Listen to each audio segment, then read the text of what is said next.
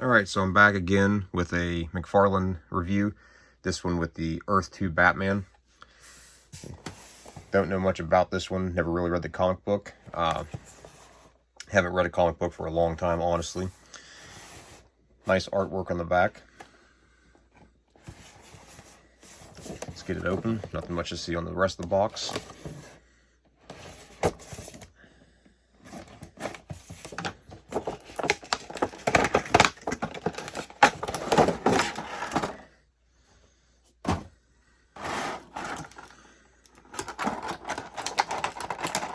This is probably going to be the last McFarlane I buy, other than the Batman Returns line, if I can ever get it to get shipped, or this knife sucks,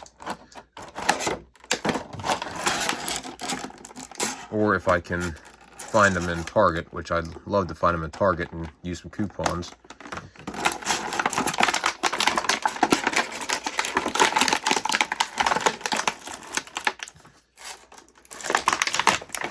Alright, there we go. You would think if I make knives, I would make one instead of this Chinese junk. So let's take a look here. One thing I noticed about this is the diaper is really baggy, but I'm going to assume it allows for better articulation. So right off the start, how many McFarlane figures can sit like that? Not too many of them. So that's fantastic. So articulation already is looking great on this figure for the first time. So the thinner material of the diaper and being a little oversized helps matters.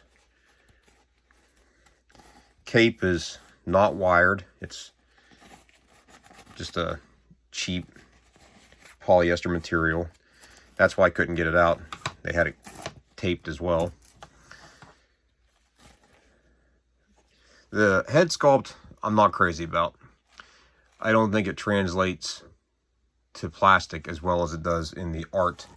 If you look at it in the art, it doesn't look bad.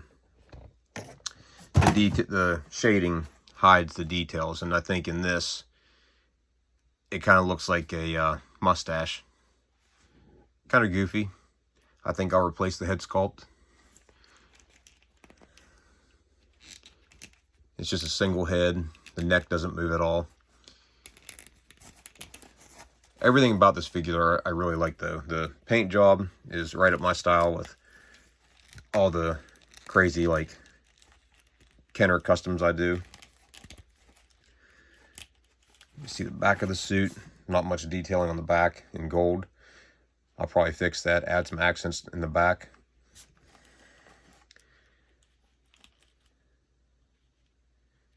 And the paint job on the gold isn't bad. You can see a little bit of black through some of it. The cape definitely will have to go. Get a new one put on here.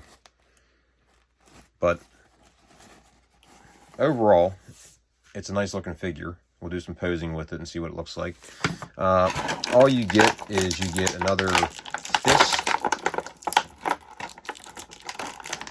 And you get a hand with 3 batarangs in it. Ever since he did the Dark Knight, that seems to be the go-to for all Batman figures, to have 3 batarangs.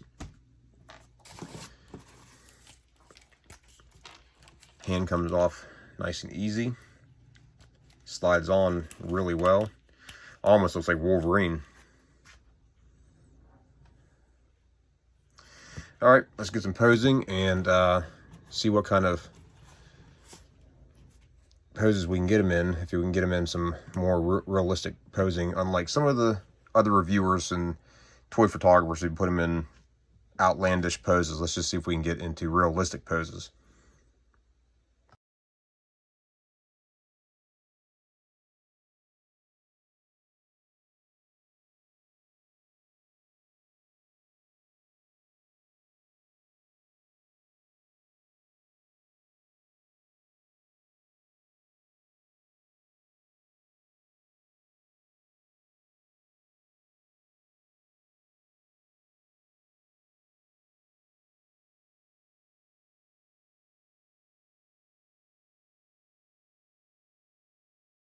So as you can see from some of the poses, it's a pretty nice figure. The more I look at the head sculpt, it kind of reminds me of the Pattinson Batman. But overall, really like this figure from McFarlane. It's a different type of Batman as far as the overall look, not your typical Batman. And like I said, minus the cape, I think it's a definite must-buy. And like I said, easy head swap. Take any McFarlane you like or a custom head sculpt. It would look fine on there. So let me know what you think in the comments below. Later.